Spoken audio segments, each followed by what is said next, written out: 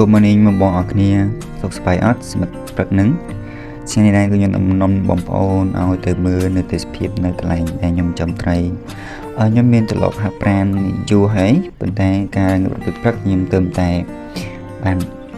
ធ្វើវារយៈពេលជិត1កន្លះខែនេះទេហើយថ្ងៃដែរគឺខ្ញុំសប្បាយចិត្តមែនទែនដោយសារខ្ញុំបានមកដល់ទីតាំងមួយនឹងហើយក៏ឃើញទេសភាពអាចនិយាយបានថាអារម្មណ៍មួយដែល healthy អារម្មណ៍មួយដែលសប្បាយចិត្តមែនថតមែនតើលក្ខណៈឃើញទៅយើងអារម្មណ៍មួយថា fresh អារម្មណ៍មួយហ្នឹងខ្ញុំប្របាក់បរិយាយមែនតើអាចថាវាជាថ្នាំមួយយ៉ាងធ្វើអារម្មណ៍យើងរំភើបសប្បាយចិត្តជាមួយនឹងទេសភាពជាមួយនឹងបរិយាកាសហើយជាពិសេសពេលព្រឹកព្រលឹមពុកទៅដល់ motivation មានស្ដាប់តន្ត្រីហើយហាត់ប្រាណអីចឹងទៅដោយក្នុងរូបភាពក្នុងវីដេអូដែលបងប្អូនបានឃើញចឹង Tôi tôi nhưng các bạn phải mạnh